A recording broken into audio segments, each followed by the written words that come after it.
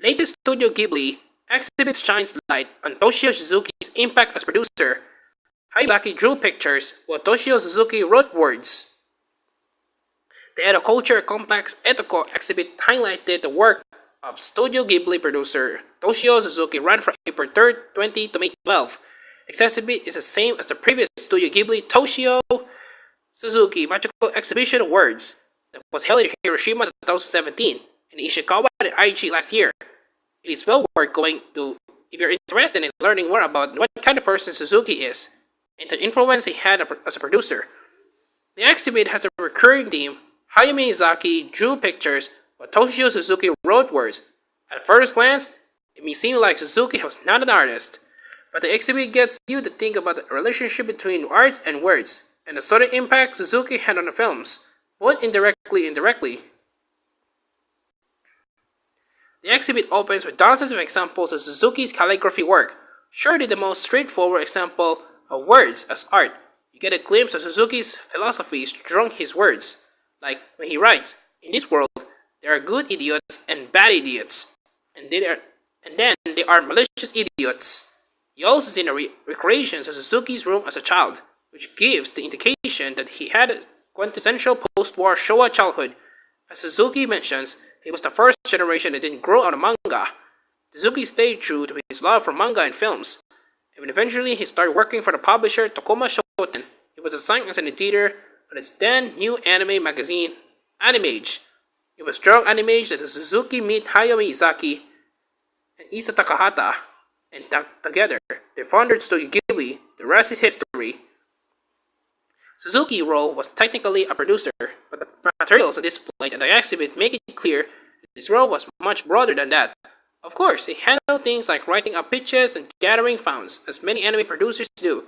But even in that capacity, he went above and beyond, writing up detailed schedules for each project by hand and rewriting them whenever things got delayed, which happened often. Takahata told him, "You're the first producer who's done this for me."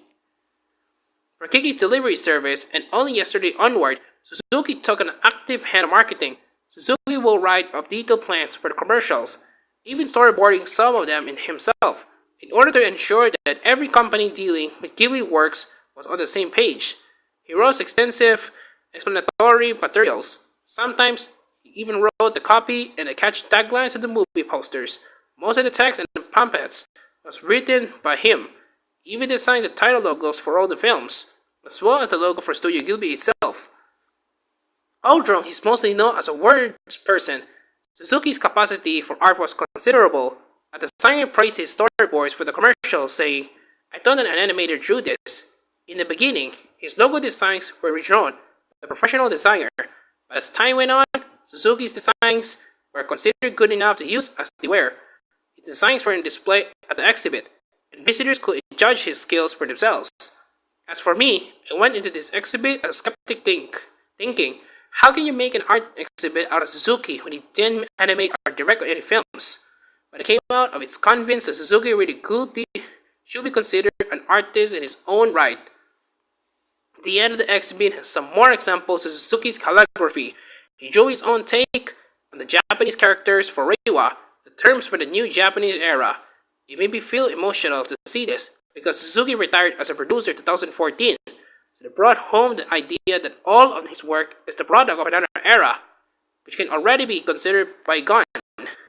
On another roll, the end of the exhibit also had a really neat model of Yubaba from Spirited Away, which would give up fortunes with verbally abusing visitors.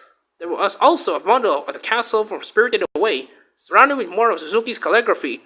I don't think the models have anything to do with Suzuki's words of art, but it was a memorable way to cap out a surprisingly enlightening exhibit.